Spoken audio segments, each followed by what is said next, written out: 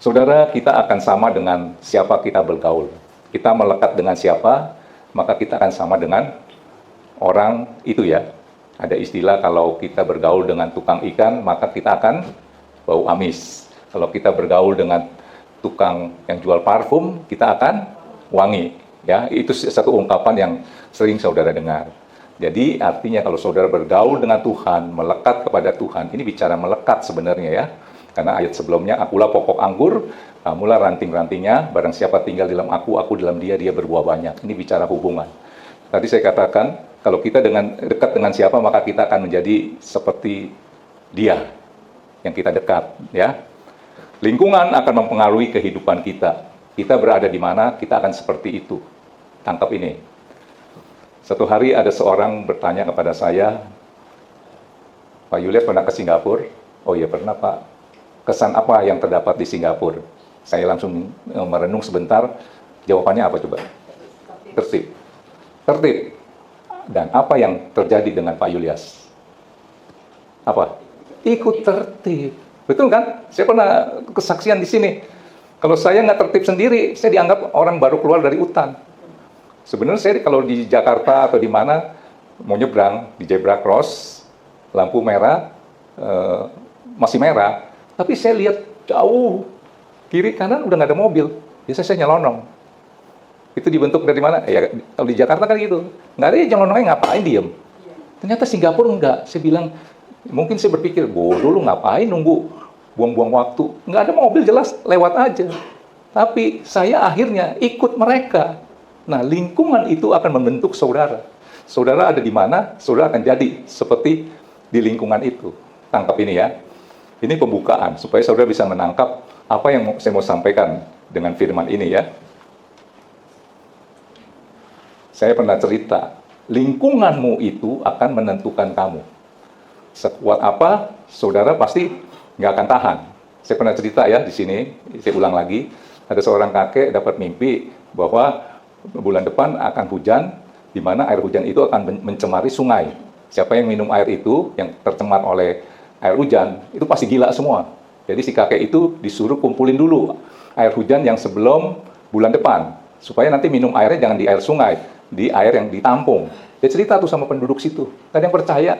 Ah gila lu kayak, masa sih begini-gini. Tapi nggak ada yang percaya, akhirnya si kakek itu kan percaya, ditampungin dulu tuh airnya sampai bergentong-gentong. Benar, bulan depan hujan. Dan hujan itu mencemarkan air sungai itu, siapa yang minum langsung gila. Nah penduduk itu kan hidupnya dari air sungai itu, seluruh penduduk itu gila semua. Yang normal siapa? Kakeknya, kakek ini, karena dia minum air yang ditampung. Sudah tahu dia tahan berapa lama? Semua jadi gila semua, pakai sendalnya terbalik-terbalik, pakai baju juga terbalik. Pokoknya gila lah. Cuma si kakek yang normal, cuma tahan 1 bulan, akhirnya si kakeknya nggak tahan. Di lingkungan orang gila semua, dia ikut minum air sungai itu supaya sama. Sudah tangkap ini pesannya ya. Oke. Contoh lain ini saya ambil contoh ya. Saudara kalau punya mobil masih mulus sekali ya, pasti saudara akan jaga ya supaya jangan lecet. Suatu hari kepentok dikit, ceret gitu. Biasanya perhatian saudara untuk berikutnya dia ada temennya gitu. Kena lagi dikit, biarin dah. Udah mulai nggak hati-hati tuh. Artinya yang lecet itu akan membawa teman nggak? Tapi kalau lagi mulus banget nih, waduh hati-hati. Suatu hari saudara ketimpa apesnya, kena pentok, kret. Berikutnya saudara udah nggak gitu hati-hati. Kena lagi sebelah kiri, kena lagi depan. Lama-lama jadi ada 5 yang kena, saudara udah biasa. Betul nggak? Ini nih contoh, lingkungan akan menentukan siapa kamu ya. Nah ternyata juga prioritas hidup kita itu kan menentukan, loh kok nggak keluar ya suara? Boleh dinaikin lagi kali ya? Tes.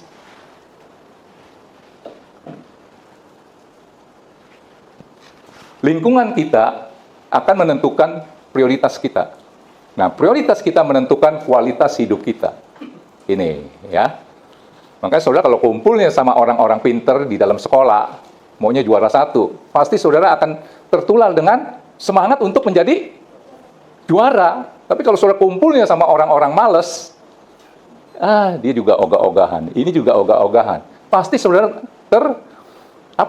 terkontaminasi Prioritas itu menentukan kualitas hidupmu. Dan ternyata prioritas ditentukan oleh lingkungan sekitarmu. Oh, nggak nendang ya.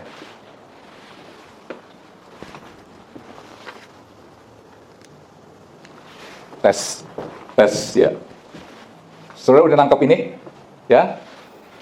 Nah, sekarang saudara udah nangkep sesuatu, jadi prioritas ditentukan dengan siapa kita bergaul. Saya mau bahas Yohanes 15 ayat 7 sampai 8. Ini apa? Merupakan kunci dalam berdoa. Bagaimana saudara mengaplikasikan kunci dalam doa dalam kehidupanmu sehari-hari? Saya dulu, kita baca dulu ya ini ya, sampai 8 ya. Menangkap pesan ini dari 7 dulu. 7 dulu. Jikalau kamu tinggal di dalam aku dan firmanku tinggal di dalam kamu, akibatnya, mintalah apa saja yang kamu kehendaki dan kamu akan menerimanya. Ayat 8. Dalam hal inilah Bapakku dimuliakan, yaitu jika kamu berbuah banyak. Dengan demikian kamu adalah murid-muridku. Saya dulu sebelum penuh dengan hikmat seperti sekarang, ya, saya berpendapat Yohanes 15 ayat 7 adalah, kembali dulu ayat 7. Saya rajin ibadah. Jikalau kamu tinggal di dalam aku, dalam arti gereja. Dulu pemikiran saya begitu. Yang penting saya hari Minggu itu datang ke gereja, duduk, dan firmanku, maksudnya duduk mendengar firman, dan firmanku tinggal di dalam kamu. Saya datang ke gereja, ada di dalam Tuhan, saya duduk di gereja, saya dengar firman, firman itu masuk ke dalam hati saya punya hak untuk dikabulkan permohonan doa saya. Saya dulu pemikirannya seperti itu. Ayat 8-nya. Dalam hal inilah Bapakku dimuliakan, yaitu jika kamu berbuah banyak. Dengar firman, benih firman, akhirnya saya menghasilkan buah banyak. Dengan demikian kamu adalah murid-muridku. Hari Minggu kemana? Ke gereja. Wah, pasti lu orang Kristen. Stempelnya begitu. Itu pandangan saya terhadap firman ini. Dan saya pegang ini terus, dan saya tidak mendapat apa-apa. Nah, saya mau nanya sama saudara, siapa pegang ayat ini dan punya pemikiran seperti saya? Ayat 7. Jikalau engkau tinggal di dalam aku apa ya? Oh, atmosfernya Allah. Saya berpikir begitu. Dulu kan saya sampaikan begitu. Ada di dalam lingkungan gereja. Dan firmanku tinggal di dalam kamu. Ketika saya duduk dengar khotbah, ada firman masuk ke dalam saya punya hak untuk bisa dikabulkan permohonan doa saya. Siapa punya pemikiran seperti itu? Karena dulu juga saya ajarkan saudara seperti itu kan. Terus saudara kecelek kan, nggak dapat kan jawaban doa. Hari ini ada satu rahasia, ya. Dulu saya seperti itu. Ternyata begini saudara, untuk mendapatkan apa yang kita minta, kita itu harus menjadi ciptaan baru. Ayat 8 ya saudara perhatikan baik-baik. Dalam hal inilah Bapakku dimuliakan, yaitu jika kamu berbuah banyak, dan dengan demikian kamu adalah murid-muridku. Artinya, yang bisa mendapatkan, dikabulkan doanya, itu adalah orang yang harus menjadi ciptaan baru. Ternyata menjadi ciptaan baru bukan siapa yang ada di dalam gereja. Makanya ada orang yang bergereja sampai 20-25 tahun, nggak berubah-berubah. Karena dia cuma ada di dalam gereja. Karena firman Tuhan berkata di 2 Korintus 5 ayat 17. Coba dikeluarkan. 2 Korintus 5 ayat 17. Lihat. Siapa yang ada di dalam gereja apa Kristus? Siapa yang ada dalam Kristus, dia adalah ciptaan baru. Yang lama sudah berlalu, sesungguhnya yang baru sudah datang. Saudara ada yang capek jadi orang Kristen, nggak berubah-berubah? Atau mungkin suami istrimu rajin banget ke gereja dan ikut pelayanan, mungkin kur, apa-apa, tapi dianya nggak berubah-berubah. Saudara tahu, dia cuma ada di dalam gereja. Ada suami yang kesel banget sama istrinya. Pelayanan melulu dari Senin sampai Sabtu, entar kur ini, entar apalah, kegiatannya banyak banget sampai, tapi dilihat hidupnya nggak berubah-berubah. Suaminya bilang, lu bawa bantal aja, lu tidur aja di gereja, lu ngapain lu ke gereja, pulang sebentar, pergi lagi, kemana? Ada KW, ada kegiatan ini, kegiatan itu. Tapi hidup lu nggak berubah-berubah. Kenapa? Dia ada di gereja terus kan? Karena dia cuma ada di dalam gereja. Perhatikan ini baik-baik. Saudara masuk tahun 2024, saudara ada di dalam gereja atau dalam Kristus. Nah, ini saya mau bahas satu persatu ya. Coba keluarkan dulu Galatia 6 ayat 15.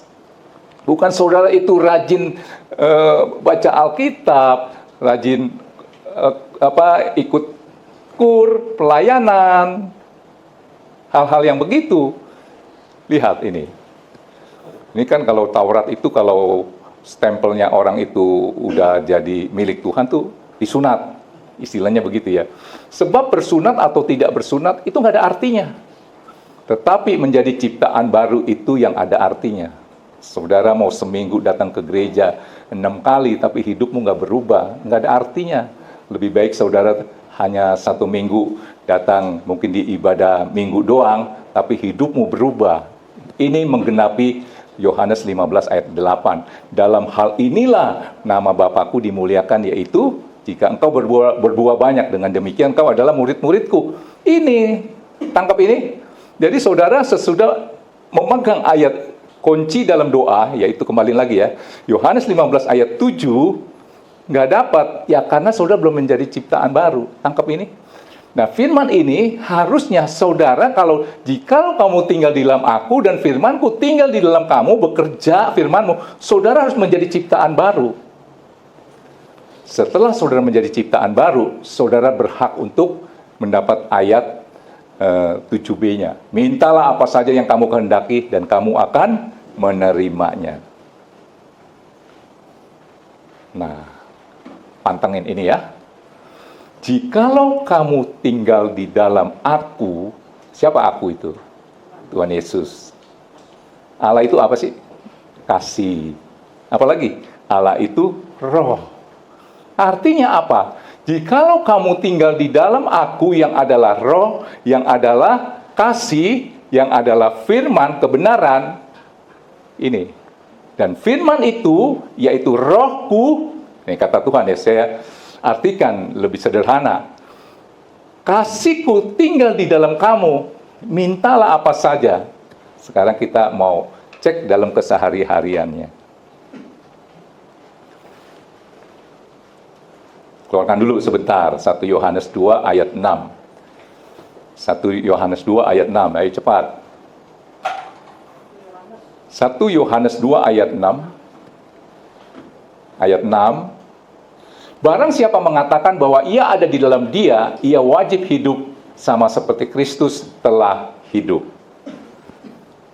Wajib hidup di dalam Tuhan dong. Jikalau engkau tinggal di dalam aku, Allah yang adalah kasih. Nah, karakter ini harus ada. Keluarkan dulu 1 Korintus 13 ayat 4 ayat 4 sampai 6. Ada nggak saudara tinggal di dalam kasih itu, dan kasih itu menguasai saudara, yaitu dikatakan 1 Korintus 13 ayat 4. Kasih itu sabar. Saudara bagaimana? Sabar nggak? Kasih itu murah hati. Nah, jikalau engkau tinggal di dalam aku yang adalah kasih, karakter ini harus ada.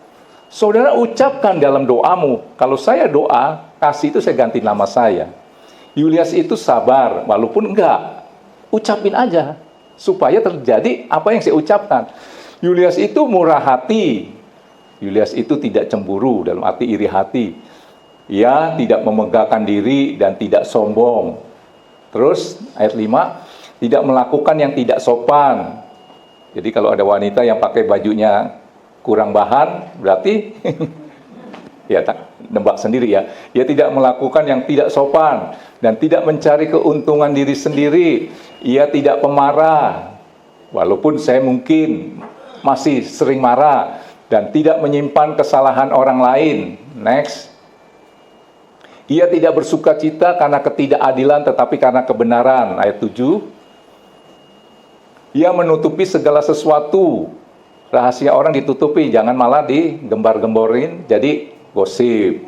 Percaya segala sesuatu, mengharapkan segala sesuatu, sabar menanggung segala sesuatu. Nah, ini karakter-karakter yang harusnya saudara ada kalau saudara tinggal di dalam Dia. Jikalau engkau tinggal di dalam Aku yang adalah kasih, saudara harus menghasilkan ini. Tangkap ini, ya. Nah, untuk bisa, tadi saya katakan, ucapkan. Saya selalu gitu. Bapa, aku minta kau alirkan kasih Kristus, dihafalin ini. Diucapkan. Ya, mau praktek gak? Nanti ayat yang saya katakan tadi, ayat 7b-nya, itu jadi hak saudara, ya.